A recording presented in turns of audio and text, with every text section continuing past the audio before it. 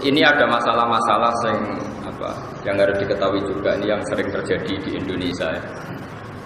Ya semoga, ya ini meskipun kasus tapi harus dipelajari. Kan banyak juga kita ini sering ngadepi masalah di mana orang yang sewu kecelakaan.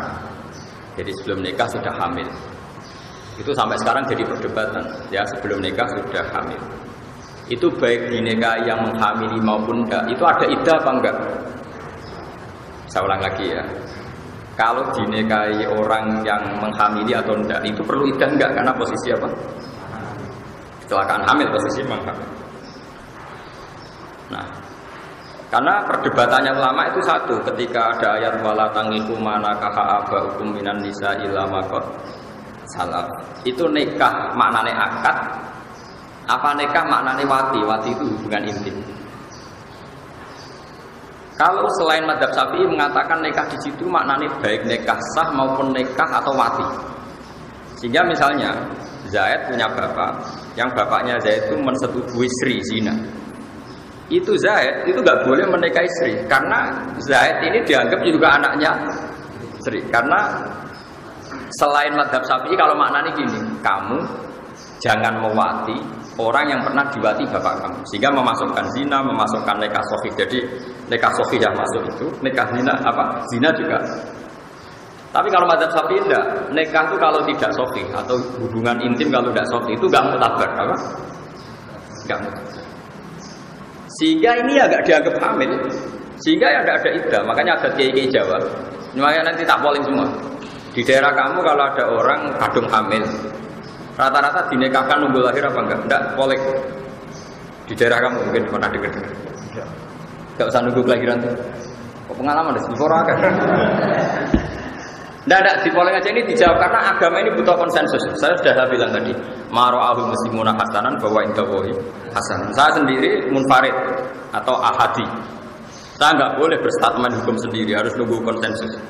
Saya ini termasuk orang bisa baca kitab, tapi kalau saya ada kejadian, pasti saya tanya zaman bapak kayak apa, Mbah Mun kayak apa, dulu zaman Mbah Zubair kayak apa. Karena kita butuh konsensus, paham ya? Karena ini masalah ijtihadiyah, itu yang mengesahkan adalah konsensusnya ulama, disebut apa? Ijma. Tidak sama saya tanya, kalau ada orang hamil sebelum nikah, lalu kalau mau nikah, baik sama yang menghamili maupun enggak, nunggu melahirkan enggak? Ya enggak yang betul. Enggak ngatur. Enggak kan? Alasannya apa coba? Loh kok enggak itu pan alasan kultural, enggak alasan fikihnya kenapa? Karena tadi kalau dalam madzhab Syafi'i yang dikatakan hamil menjadi hukum iddah yang hamil yang karena akad sahih. Nasab juga sama, yang dikatakan nasab saya lewat nakah sahih. Sehingga dalam madzhab Syafi'i misalnya ada seorang hubungan intim zina terus punya anak putri. Setelah itu 3 bulan dia nikahi. Anaknya nanti bapaknya nggak bisa jadi wali karena anaknya putri tadi tidak bisa intisab ke bapaknya karena produk ilegal. Makanya kita sebagai kiai itu sering bilang gini, misalnya ada orang nyun sewu hamil 3 bulan. Terus yang menghamili mau nikah, mau menikahi. Oke, kita nikahkan tadi. Karena takut kalau gak dinikahkan nanti zina lagi macam-macam. Itu pasti kita bilang begini sama bapaknya. Nanti kalau anak kamu perempuan kamu tidak walinya. Karena ini kadung 3 bulan. Artinya karuan anak ini tidak faktor produk nikah sahih. Sehingga intisamnya anak tadi kalau putri gak bisa ke bapak. Paham ya? Ini kamu harus ngomong gitu. Ini kulil haqqa walau kana murran. Kamu jangan diem. Nanti kalau kamu diem, anaknya nanti dinikahkan bapaknya. Sebenarnya dia bapak betul karena memang mani yang jadi dia anaknya. Tapi tidak bapak cara syar'an karena produk dan nikah sahih. Kalau sampai kamu tidak ngomong, kemudian nanti anak tadi besar dinikahkan bapaknya tadi itu nggak sah karena bapaknya kakeknya tidak walinya, tidak wali karena tidak nikah apa. Sahih. Ini masalah-masalah yang sering terjadi, makanya saya membantu Anda. Tak tunjukkan takbirnya atau nasnya ulama dulu, nanti dimusyawarahkan sama Pak Haris. Tapi jangan hanya musyawarah. Carikan kasus masalah ini yang sudah terjadi di masyarakat. Biasanya kiai setempat Anda kayak apa? Karena ini penting. Saya bahkan berpendapat bagus-bagusnya hukum itu kalau kiai sing ra ngalim yang nglakoni. Itu berarti jadi konsensus. Jadi apa?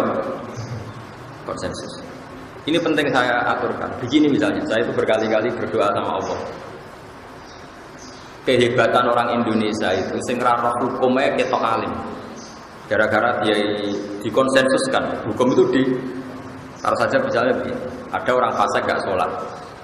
Dia gak sholat, gak zakat, gak puasa. Tapi menjadi gerakan massal di Indonesia, namanya ngawinkan putri itu harus ngundang kiai. Sehingga orang nggak sholat, nggak zakat, nggak puasa. Kalau putri nikah yang ngundang kiai. Ini jadi konsensus. Sehingga orang fasik sing gedeng kiai lama, pendak ngawekno anak itu ngundang. Akhirnya nikah ini bisa berjalan secara syar'an. Karena kiainya datang terus tanya, ini ada hubungan kerabat enggak, mahram enggak, rodok enggak. Kalau sudah memenuhi syarat, dinikahkan secara sah.